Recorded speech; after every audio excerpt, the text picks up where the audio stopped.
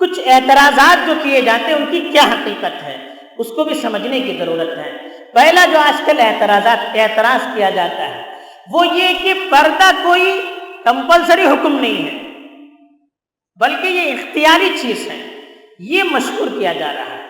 آپ کو اسلام کی تاریخ یاد رکھنی چاہیے کہ ابتدائی دور سے جب سے پردہ شریعت کے طور پر نافذ کیا گیا، پردے کا حکم آیا، اس وقت سے لے کر 18ویں صدی تک کوئی اس کا مخالف نہیں تھا پردے کا۔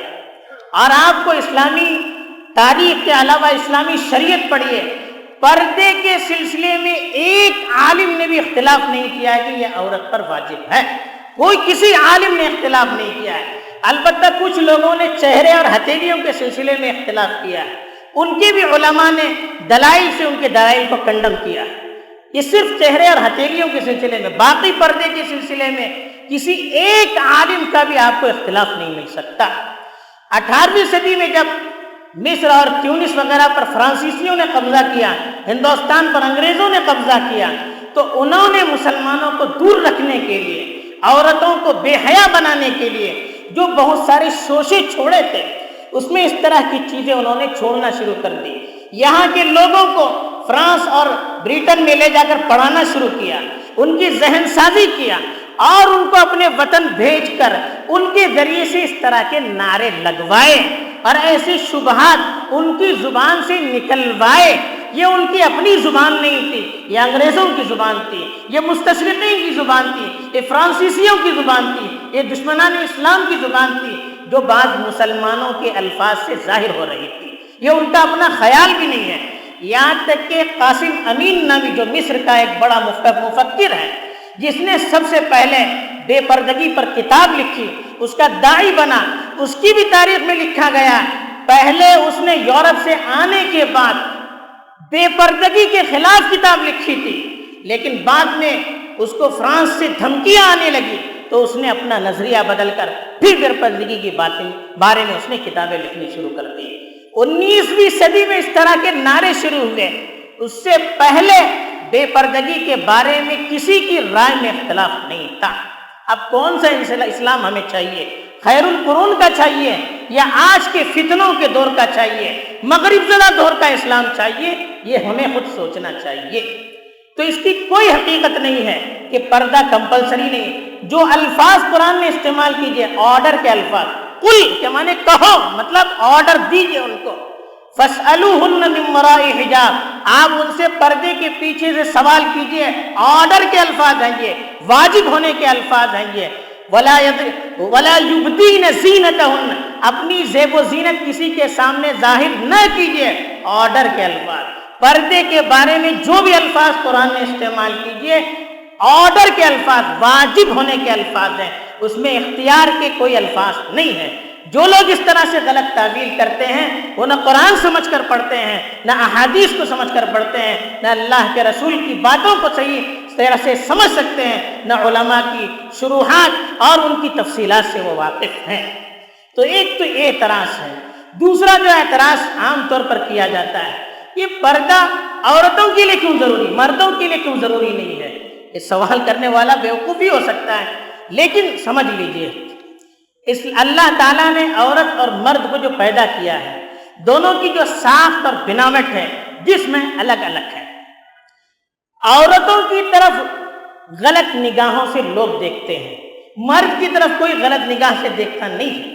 مرد اپنی مردانگی کے ساتھ رہے گا، کوئی اس کی طرف غلط نگاہ کر کے نہیں دیکھے گا۔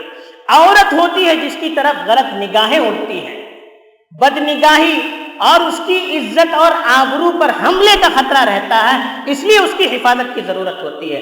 مرد کے لیے کوئی پر حملہ کرتا بھی نہیں اس طرح سے، اور اس کے پاس طاقت اور قوت ہوتی ہے، وہ دفاع اور مقابلہ کر سکتا ہے۔ عورت بیچاری کمزور ہوتی ہے، وہ اس طرح سے مقابلہ نہیں کر سکتی، اس لیے کہا گیا کہ تم پر کہیں غلط مرد، بدنگاہ مرد، شیطانی نفس والے مرد تم پر کہیں ٹوٹ نہ پڑے، حملہ نہ کریں، تمہاری عزت کا سودا نہ کریں۔ اس لیے کہا کہ اگر گھر سے نکلنا ہی ہے تو محفوظ بن کر نکلیے، اسلام نے جو کنڈیشن بتائے ہیں اس کے پردے میں نکلیے تو آپ کی حفاظت اللہ کی طرف سے ہوگی۔ دوسری بات اس سلسلے میں یاد رکھیے، اسلام نے مرد اور عورت کے دونوں کے کام متعین کیے ہیں. جو سخت مشقت والے کام تھے وہ مرد کے حوالے کیے، جو آسانی کے کام تھے عورت کے مزاج کے مطابق وہ عورتوں کے حوالے کیے کہ عورت گھر میں رہیں، بچوں کی پرورش کریں اور اپنی عزت اور آبرو کی حفاظت کریں. مرد باہر جائیں، کمائیں اور کام کاج کریں اور اپنے گھر والوں کے لیے، بچے اور اہل زوج بیویوں کے لیے رزق حلال کا انتظام کریں اور حکومتوں کی باغ دوڑ سنبھالے. ان کو باہر رہنے کی زیادہ ضرورت پڑتی ہے، اس لیے ان سے کہا کہ آپ کو پردہ کرنے کی ضرورت نہیں ہے. عورت گھر کے اندر زیادہ رہتی ہے، کبھی کبھی باہر جانے کی ضرورت پڑتی ہے، اس لیے ان سے کہا گیا کہ آپ پردے کے ساتھ نکلیے. تیسرا جو اعتراض کیا جاتا ہے، یہ پردہ پرانے زمانے کی علامت ہے، آج کا ترقی یافتہ دور یہ پردے کا قائل نہیں ہے. یہ بات یاد رکھیے، ہمارے نزدیک پرانا جو دور ہے وہ اسلام سے پہلے کا دور ہے.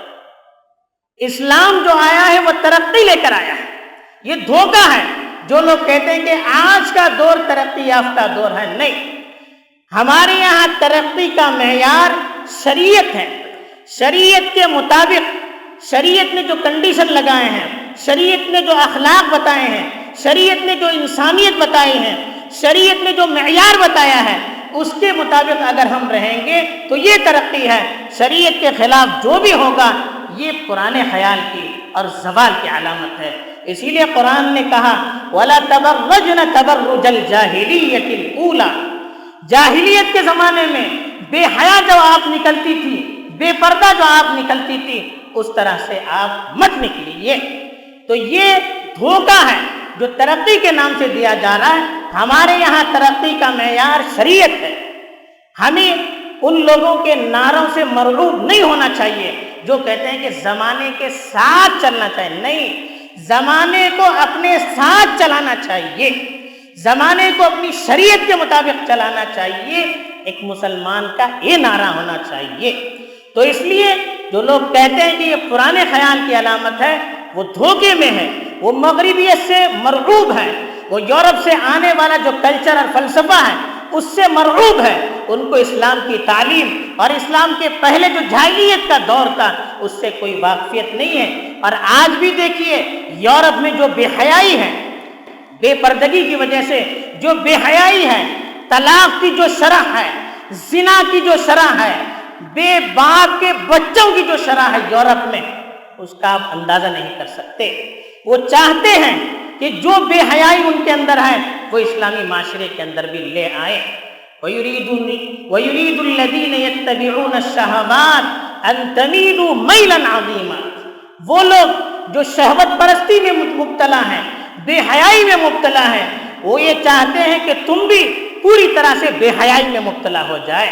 وہ یہ چاہتے ہیں، ان کو حسد ہے یہ مسلمانوں کی عورتیں کیوں پاک دامن ہیں، ان کو حسد ہے یہ مسلمانوں کی عورتیں کیوں محفوظ ہیں، ان کو حسد ہے یہ مسلمانوں کی عورتیں ہمارے سامنے کیوں نہیں آتی ہیں، ان کو حسد ہے یہ مسلمانوں کی عورتیں گھر میں رہ کر بچوں کی اچھی طرح سے تربیت کرتی ہیں، ان کا اچھا ذہن بناتی ہیں. ہماری عورتیں باہر جا کر نہ اپنی ہیں نہ اپنے بچوں کی ہیں بلکہ معاشرے کے لیے کلک بن چکی ہے. یہ حسد ہے، اس کو وہ نئے انداز میں اچھے الفاظ میں ہمارے سامنے پیش کر کے ہم کو دھوکوں میں مبتلا کرنا چاہتے ہیں.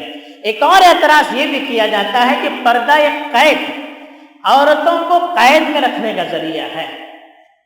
آپ دنیا کی تاریخ ذرا پڑھیے، آج کل کے حالات کے ذرا مشاہدہ کیجئے کہ کون سی مسلم عورت ہے. ایک تو ایک مسلم عورتوں کے لیے افضل اور بہتر یہ ہے کہ وہ گھر کی چار دیواری میں رہ کر اپنا پورا کام کرے، بے ضرورت باہر نہ نکلے. اب جو عورت پردے کے ساتھ کسی بھی میدان میں آگے بڑھنا چاہتی ہے، کیا پردہ اس کو روک رہا ہے؟ یہ آپ اندازہ کیجئے. دنیا کے کسی بھی میدان میں آپ چلے جائیے، باحجاب عورتیں اس میدان میں آپ کو نظر آ رہی ہیں. جہاز اڑانے والی بھی ہوں گی، سائنٹسٹ بھی ہوں گی، اور بڑی بڑی بزنس مین بھی عورتیں مسلمان ہوں گی لیکن باحجاب ہوں گی. جو حجاب کے ساتھ ترقی کرنا چاہتی ہیں، حجاب اس کو روکتا نہیں ہے، دشمن اس کو روکتے ہیں. تو یہ جو نظریہ ہے، یہ جو خیال ڈالا جاتا ہے کہ حجاب ایک قید ہے، یہ بھی ان کی ان غلط نعروں کی ایک مثال ہے جو وہ الفاظ کو تبدیل کر کے مسلم عورتوں کو کنفیوژن میں مبتلا کرنے کے لیے نعرے کو عام کر رہے ہیں۔ تو یہ یاد رکھنا چاہیے کہ پردے کے ساتھ اگر آپ کو جانا ہی ہے باہر کسی میدان میں، نہ دین آپ کو روکتا ہے نہ دنیا آپ کو روکتی ہے، روکنے والے یہی ہیں جو عورتوں کی آزادی کا نعرہ لگا رہے ہیں۔ تو یہ اور اس طرح کے کچھ پھیکے اعتراضات ہیں، کمزور اعتراضات ہیں جو معاشرے میں وہ عام کر رہے ہیں، اور ہماری ان باحجاب عورتوں کو جو حجاب میں رہ کر اپنی حفاظت کرنا چاہتی ہیں، حجاب میں رہ کر اپنی عزت اور آبرو کو بچانا چاہتی ہیں، ان کو دھوکے میں مبتلا کرنے کے لیے اس طرح کے اعتراضات کیے جاتے ہیں۔ ان سے متاثر ہونے کی ضرورت نہیں ہے، حالات کا جائزہ لینے کی ضرورت ہے، شریعت کی حکمتوں کو سمجھنے کی ضرورت ہے۔ پھر ہم اگر عمل کریں گے، یہ ایک بات یاد رکھیے، دشمنوں کو اعتراض کا موقع ہم دیتے ہیں، ہم بے پردہ ہو کر نکلتے ہیں تو دشمنوں کو انگلی اٹھانے کا موقع ملتا ہے۔ اگر ہم باپردہ رہیں گی، عورتیں، مسلمان عورتیں پردے میں رہیں گی اور پردے کے ساتھ جینے مرنے کی قسم کھائیں گی، کوئی آپ کو قانون آپ کی شریعت پر عمل کرنے سے روک نہیں سکتا۔ اور یہ یاد رکھیے، بے پردہ ہو کر تعلیم حاصل کرنے سے بہتر یہ ہے کہ گھر میں رہ کر جاہل رہیں۔ یہ دلوں پر لکھ کر رکھیے، بے پردہ ہو کر پڑھیں گی، عزت آبرو کچھ بھی محفوظ نہیں رہے گی۔ ایمان اور تعلیم میں اگر ہمیں اختیار کرنے کے لیے کہا جائے تو ہمیں دین اور شریعت کو اختیار کرنا چاہیے۔ شریعت کے علاوہ بے حیائی کو اور کسی چیز کو، بے پردگی کو ہمیں ترجیح دینے کی ضرورت نہیں۔ دنیا والے کچھ بھی کہیں، اللہ کے لیے اگر ہم کریں گے، دنیا کی طاقت آپ کے سامنے جھکنے پر مجبور ہو جائے گی۔